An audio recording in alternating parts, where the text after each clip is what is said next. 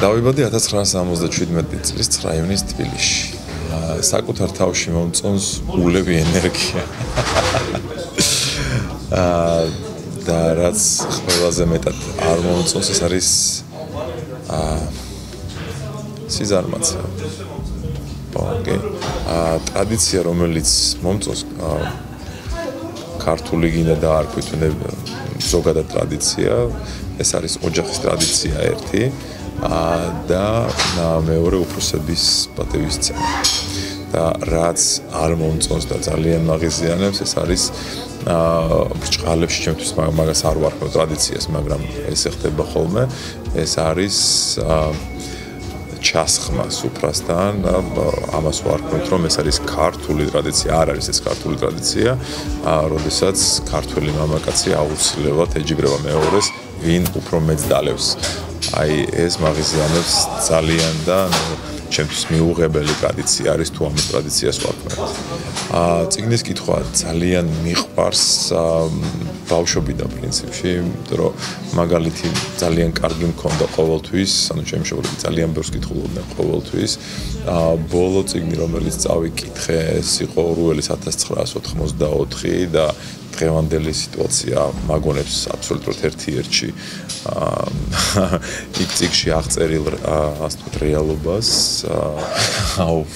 პრეზიდენტი რომ იყო ძალიან ბევრ რაღაცას გავაკეთებდი რა, მაგრამ შეგვიძლია არ ვიცი რაც გინდა ის და არ ქვი, მაგრამ აუცილებლად ახალგაზრდებს ბავშვებს მივხედავ პირველ რიგში, იმიტომ რომ ყველაზე სათუთი და ფაქიზი თემა არის ჩემთვის. ანუ შემდეგ რომ გავყო საპრეზიდენტო პროგრამა უნდა მოგიყვა. ხე რომელმაც ჩემი ცხოვრება შეცვალა. ესეთი ბევრი იყო, მაგრამ ერთ-ერთს მოგიყვები, როდესაც ჩემი ცნობიერება გარკვეულწილად შეიცვალა.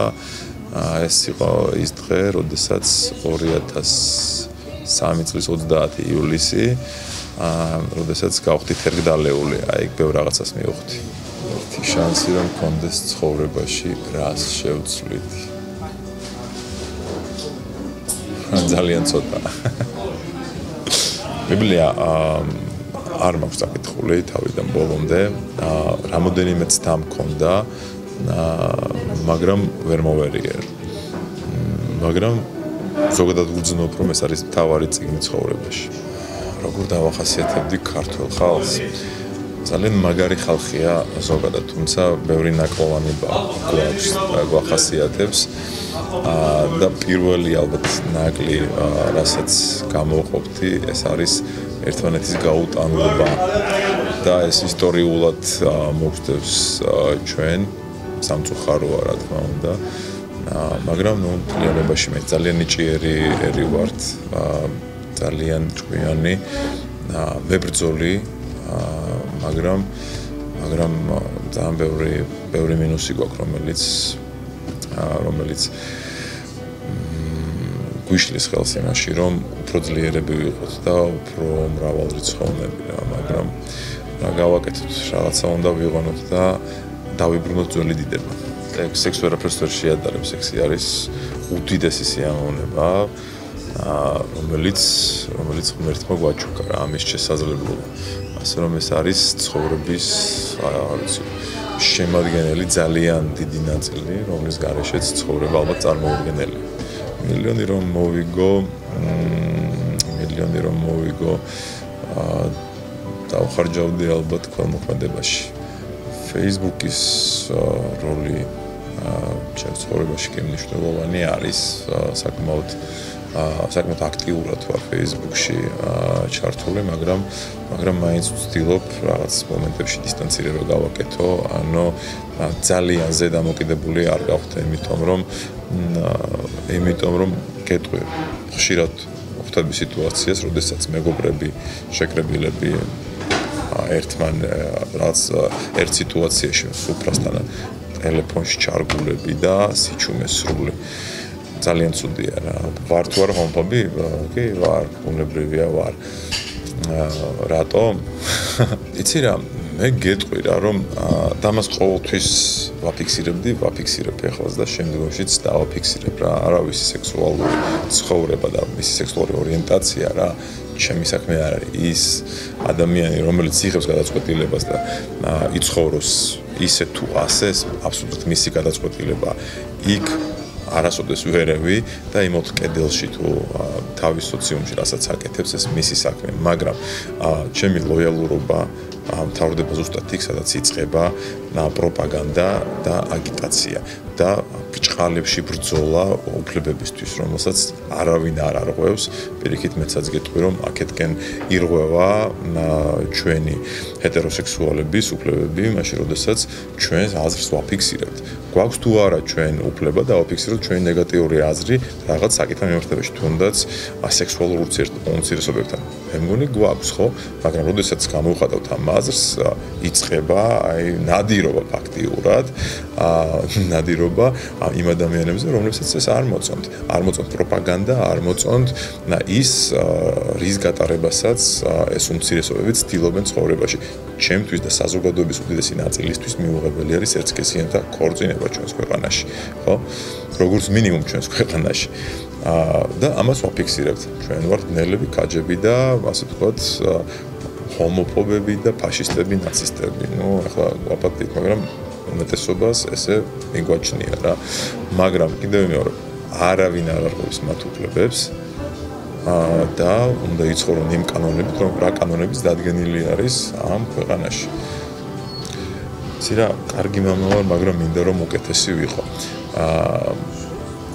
მე ვგულისხმობ იმას რომ მინდა რომ გაცილებით მეტი დრო მქონდეს იმისათვის რომ ჩემ შვილებთან ერთად ვიყო იმიტომ რომ ეს დრო მიფრინავს და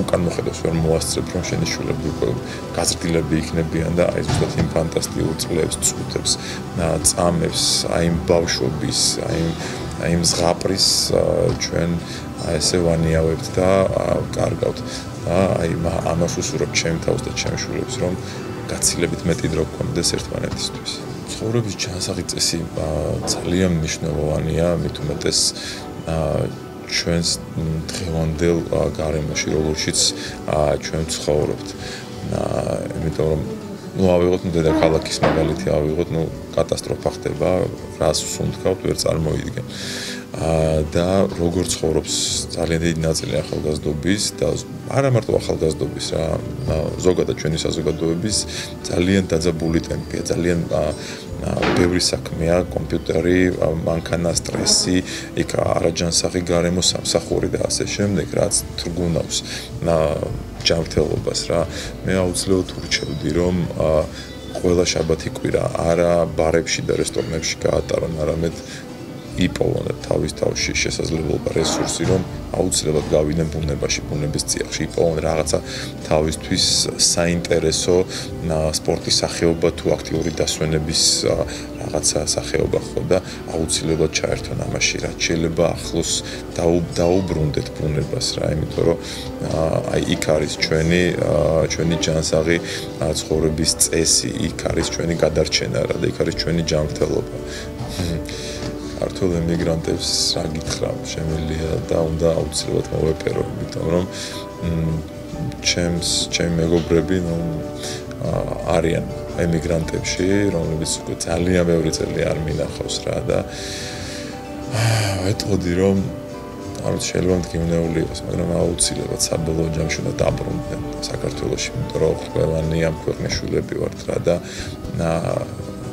ვიცი რომ ტკივათ ძალიან ჩვენზე მეტად ტკივათ ის რომ იქეთ არიან და შორს არიან ალბათ ჩვენი სამშობლოსგან შეიძლება უკეთესადაც არიან არ ვიცი მაგრამ მაინც განცდა მაგ რომ ჩვენ უნდა ვიყოთ ერთად სამომავლო გეგმები ბევრი მაქვს ისეთი მსუხე და საინტერესო ჩემთვის ყოველ შემთხვევაში რამოდენიმე დღეში ხსნი ფიტნეს დარბაზს მე თვითონაც Orange Fitness-ი ერქმევა ამ დარბაზს და ვაპირებ რომ ძალიან აქტიურად ჩავერთო მის განვითარებაში არა მარტო როგორც სიტყვაზე ერთ-ერთი მე პატრონე არამედ როგორც ინსტრუქტორი მწვრთნელი და ადამიანი რომელიც უკვე თავისი დარბაზიდან გაუწევს ცხოვრების ჯანსაღ წესს პოპულარიზებას და პროპაგანდას სულ რაღაც თვენახევარში ვატარებთ ევროპის ჩემპიონატს ჯომარდობაში რომელიც ჩატარდება ჩიტახევში და იქაც ძალიან სერიოზულია ასე ვთქვათ მუშაობა არის ჩასატარებელი და ძალიან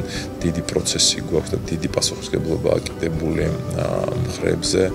და ეს იმედი მაქვს, რომ დასრულდება წარმატებით.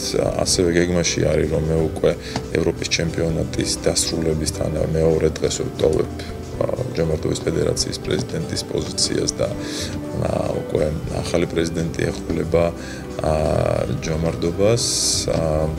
ეხლა დაახლოებით 3 კვირაში ვიწყებთ ფილმის გადაღებას. მე როგორც ერთ-ერთი პროდიუსერი და ერთ-ერთი მთავარი როლის შემსრულებელი ვარ ამ ფილმში, რეჟისორი, სცენარისტი და პროდიუსერი გია კაჭარავა. დრამა იქნება და როგორც ყოველთვის გია საშინელ როლებს მოთამაშებს. ანუ ნაძირალა უნდა ვითამაშო. ანუ ვითამაშო რა, ანუ ჩემში უნდა ვიპოვო ალბათ ის პერსონაჟი და შემდეგ ამოვა ტრიო ზემოთ რა. ხო, ძალიან იმედი მაქვს, რომ ძალიან მაგარი ფილმი გამოვა. ეს ასე ვთქვათ, რაც კინო შეეხება და რა თქმა უნდა, გეგმავ ძალიან საინტერესო გეგმავ ტურიზმთან მიმართებაში, გეგმავ არქეოლოგიური ტურიზმის მიმართულების გააქტიურებას და ასე ვთქვათ, წინა პლანზე წამოწევას და ეს ამ სეზონზე უნდა განახორციელოს. მოკლედ რაც ჩემს გეგმებს შეეხება. ლოგოტიპის უსურვებ წარმატებას აუცილებლად, ძალიან ბევრ მაყურებელს კიდევ უფრო მეც და მინდა რომ თელმა მსოფლიო ვიღოთ თქვენ და ძალიან კარგები ხართ მოკლედ და იყავით ასეთი მაგრები, ხალისიანები, კრეატიულები და პოზიტიურები.